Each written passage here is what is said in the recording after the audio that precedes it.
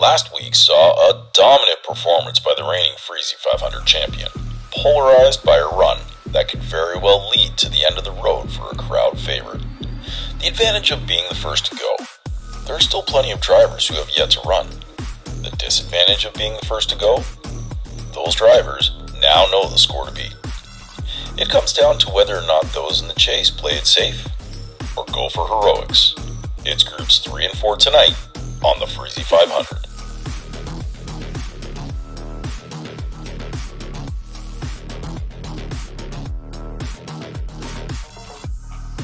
Coming from a space that has no upside, Team Cutrocker from the Upside Down makes their debut at the Freezie500, and they're piloting a monster lovingly nicknamed the Demi-Gordon. Mark D's more than just good vibes and warm sunny ways though. However, he did make mention of his love of Squawknard.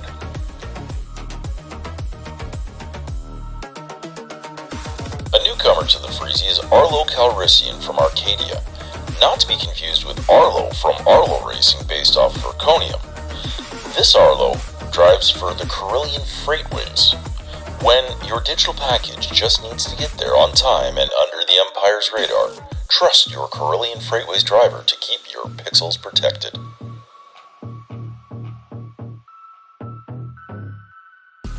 Dusty Miles makes his return to the Freezie in Jade Rod, a low-slung, wide, and sleek piece of engineering from his planetoid world of Sirius.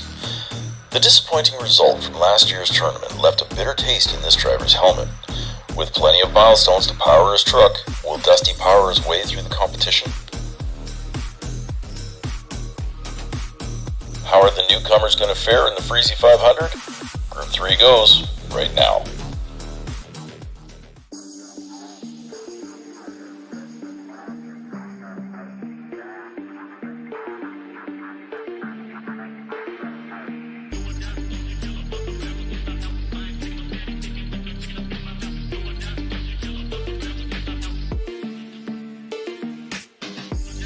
It's a tight start to Group 3 as when the gate drops, all three drivers get away almost clean. Arlo gets into the side of Dusty Miles, and Dusty Miles runs him into Cutrocker as they get to the jump.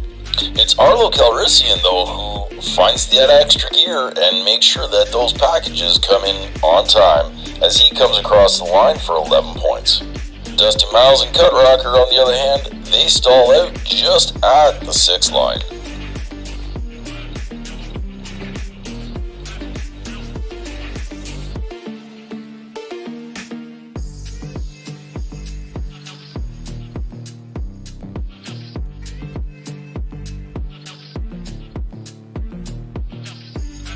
It's the result Dusty Miles was looking for in race 2, as he gets his rig just out in front of Cutrocker at the jump.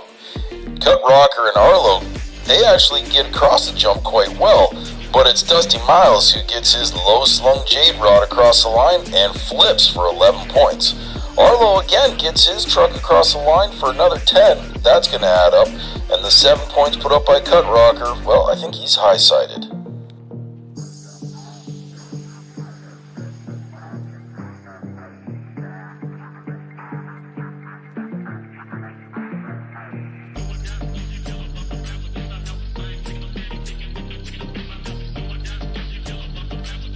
This has been such a balanced group. The gate drops and it's actually Dusty Miles who gets out in front again, and he's got those milestones humming.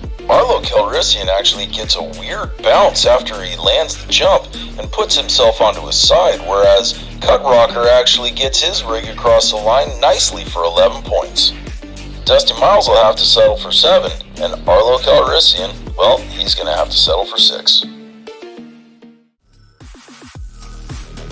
It seems from the onset that each of these drivers knew what the deal was.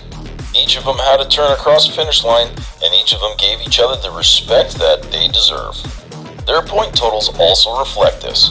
With a 27, Arlo Calrissian comes in just behind the real Arlo, and Dusty Miles comes in just behind just in time. Cutrocker puts up a 22, and that puts him in good standing. Seeing as how Group 3 went, let's meet the drivers who will make up Group 4. Ricochet was so close to victory last year he could practically taste the Crystal Cave champagne on his lips. His performance was worthy of glory, yet he was ultimately beaten out by the masterful run of James Ironbeard, who would go on to claim the victory. Will the demons of the past haunt the driver from exhaust?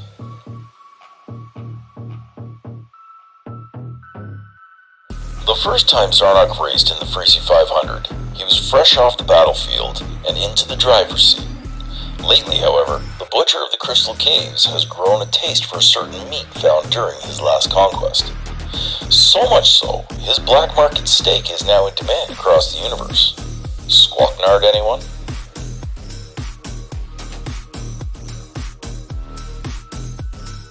As another first-time entrant into the Freezie500, Nitro brings a certain nonchalant swagger his backwater moon Helio is known for. He might not drive the prettiest moon buggy in the race. Just don't discount the fact that this driver isn't afraid of swapping a little paint. A product actually his moon has no concept of. This officially marks the halfway point of round 1. How will this group shake up the leaderboard? Group 4 goes right now.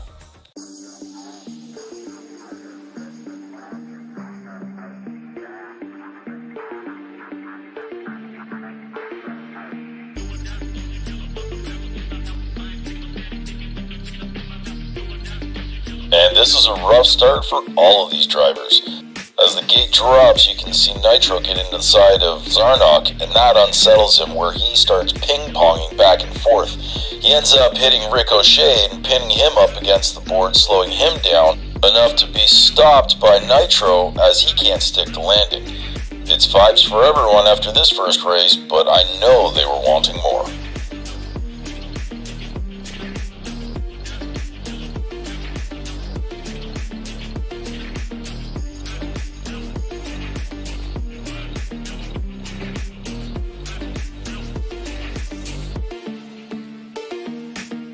And it's another hugely disappointing run for these three drivers. I don't know if the nerves are getting to him or what, but Nitro immediately pulls a turn into the guardrail, bounces out and collects Ricochet, and that unsettles him and puts him into the boards. They both stall out at the top of the course, leaving Zarnock a free run, but he gets his nose stuck in the snow after the jump, and that's it. His race is done. He'll only collect 5, whereas the other 2, wow. This is going to be interesting to see how run 3 runs out.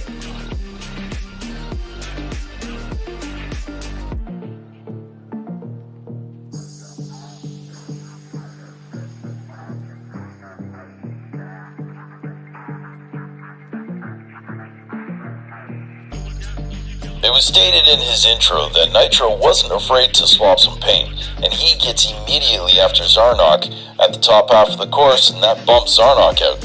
He then gets out in front of Ricochet, but scrubs all his speed as he's scraping up against the guardrail.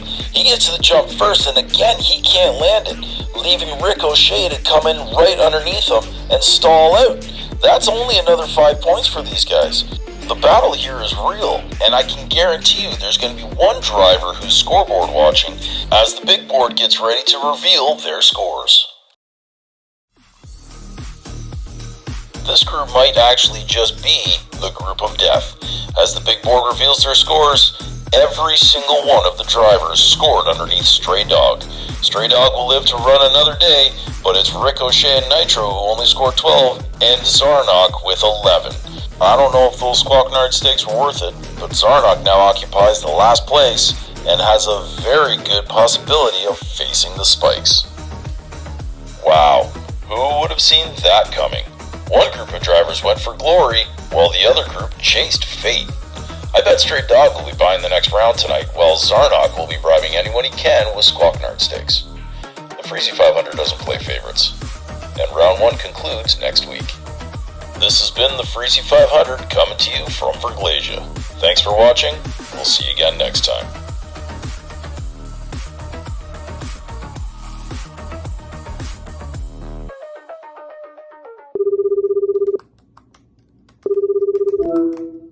Hey there, Indy. So how'd it go? The package was delivered without incident. And he'll be okay, right? Sure. What does that mean? You said guarantee he'd be Hey, all I right. got him there all right. I guaranteed I'd get him there. Now, there is a small matter of my fee. And I do believe you mentioned something about tungsten cubes. Check you later.